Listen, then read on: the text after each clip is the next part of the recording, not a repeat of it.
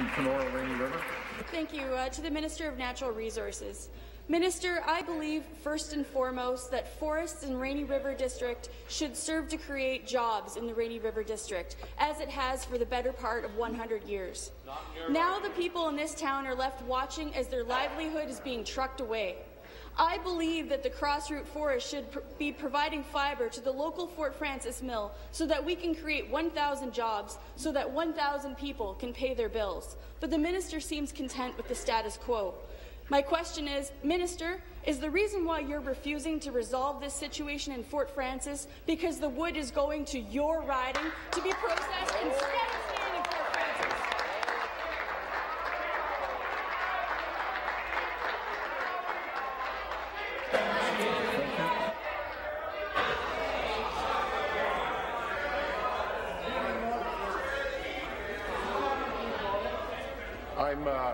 I'm going to ask for order, and then I'm going to make an observation that we have to be very careful in the House when we make comments that are coming close, and I'll only offer a warning that impugning motive is not what we do in this place. Minister, the member from Nepean Carleton will come to order. It doesn't matter if you're looking at me or not.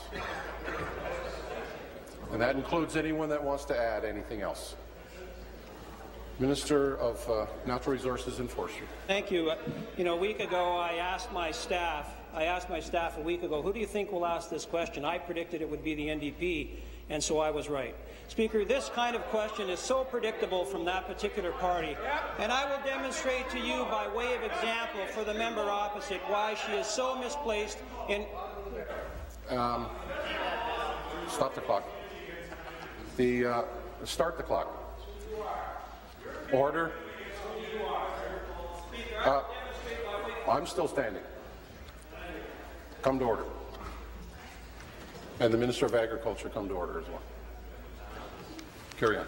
Speaker, in 2011, 3 months before the provincial election, a mill in my riding in Atikokan called the Sapawi Mill that was owned by Buchanan had 640,000 cubic meters of wood attached to it. And 3 months before a provincial election, our government took that wood away from the mill in my riding. And very shortly after that, that mill was torn down. And do you know where that wood went? It went to Fort Frances, the Resolute mill that was owned in Fort Frances. And how did you feel? How did you feel about the mill that wood at that time? Were you standing up and throwing...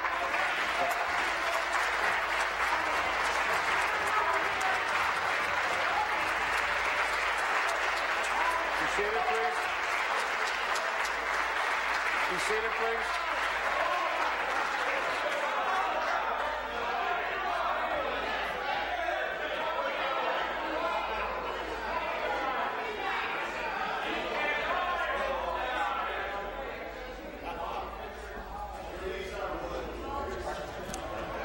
The Minister of Aboriginal Affairs will withdraw.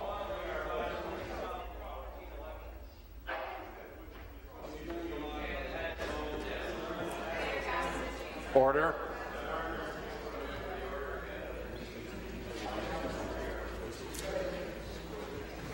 At this time, I will also remind you once again,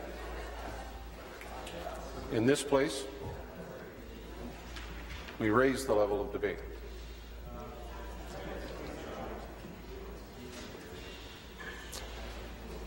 Supplementary.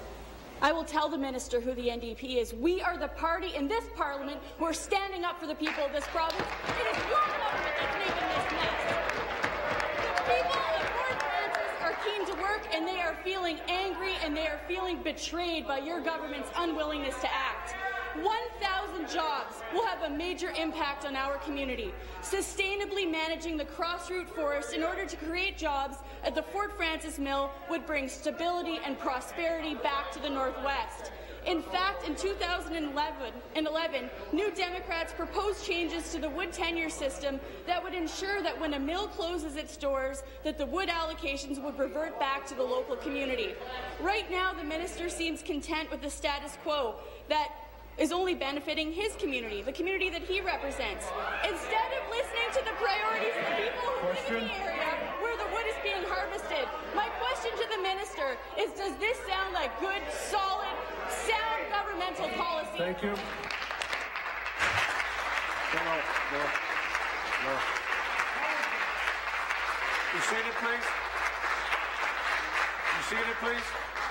Thank you. Minister? Speaker, you know, this particular member was so concerned about the Fort Frances mill that never once, since it's been closed for the last 2 years or so, has she written to this minister or this ministry in regard to the closure of that mill. That's how concerned she's been about that particular mill. Speaker, at the core of this is the tenure modernization piece. We introduced it in 2011. The members opposite in both parties, apparently, want you to think that if an ESFL process was in place for this mill, and if that process had started a year ago, it would not have been concluded by now, in all likelihood. Order. Even if it had been, as I've said before, it's only one component of the deal that was required, hopefully between a willing seller and between a potential buyer. It was only one phase. There were other components of the deal that were on the table that were being negotiated between the two parties. This was only one part of it, and as I've said repeatedly and will say again, even if the ESFL had been in place, it would not have guaranteed any deal. We continue to work with both parties and with the community to see what we can do.